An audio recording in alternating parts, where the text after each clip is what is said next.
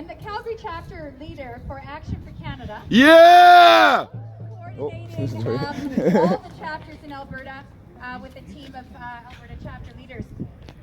So I just, first of all, I always ask is how many people have actually heard of Action for Canada? Yeah! So that's great. I know our name is getting out there, and I know that some people, the next question would be, how many people are actually joined up and getting emails from Action for Canada? Yes. Okay, that's great. That's great. So the reason why I'm here today is because I would like to announce that you actually do have a chapter of Action for Canada in Cochrane. And so what we're trying to do is we're trying to get chapters in every town and every municipality across the country. So we are actually a citizen action group. We are a grassroots response to the tyranny. And I don't need to stand up here and talk about it. You guys are all brought out because you know that there's something fundamentally wrong with our nation. And our nation is sick. And those are the facts. Right? So I'm not going to belabor the point. We know that. What you guys are looking for, I'm sure, is our solution. Or how do I actually do something to step up and change the tide that this nation is set in right now. So that's what I want to speak to. There's a couple of key things that I want to address today with you, just to kind of focus what we're here about. I love the flags. We need to keep doing this. We need to be very, very present, and we need to have that maple leaf flying high and proudly. So this is what's amazing. So good on you for doing that, for showing up here in your red and white. So yay for Canada. Let's give a cheer for Canada. Woo-hoo! And yay for Cochrane for standing up. Okay? I know that you're right next door to big old Calgary.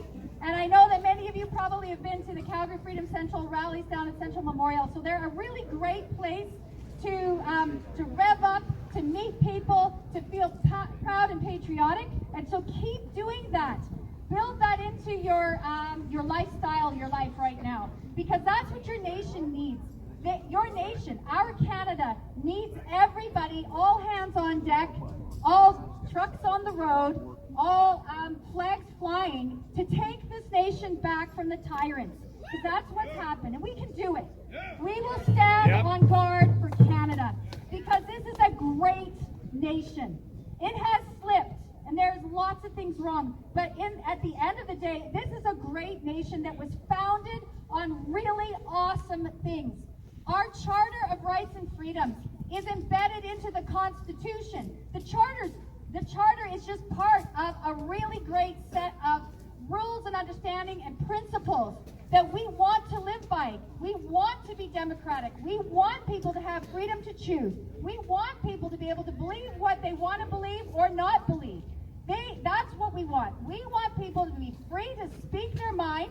We want people to be free to assemble. We want people to be free to protest their government peacefully. Yeah. And that's what we want. It's a great history. It's a great legacy that our forefathers gave us. And they fought and died and shed their blood for.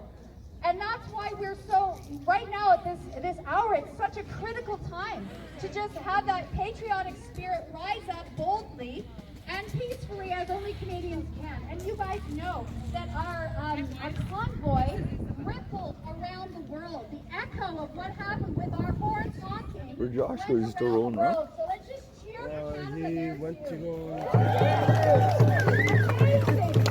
I know, we're so polite, we're so kind, but we show people how you do it. You stand on principles that are good principles, and you just say no. And I know that throughout, a lot of the wickedness from high places, and people were boot stomped and horse trampled, and that's ugly. But that needed to happen so the rest of the world could see, and all Canadians could see, no more. Enough's enough. Enough is enough. Sorry for that horse. A horse would never do that. Oh, but it was written right into the crowd, and that's just wickedness. That's all you can say about that.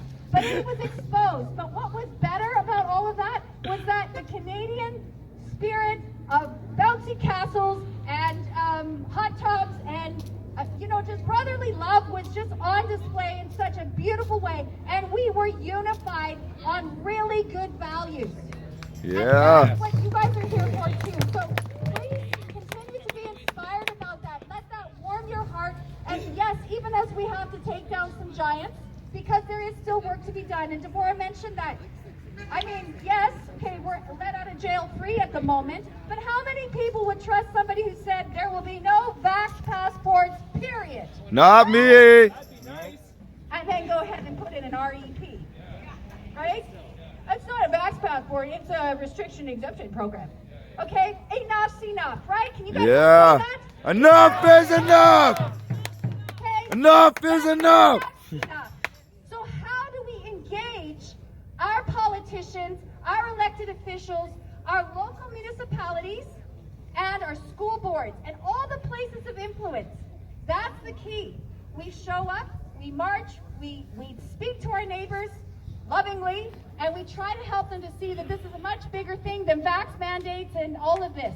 This is a global encroachment into our sovereignty.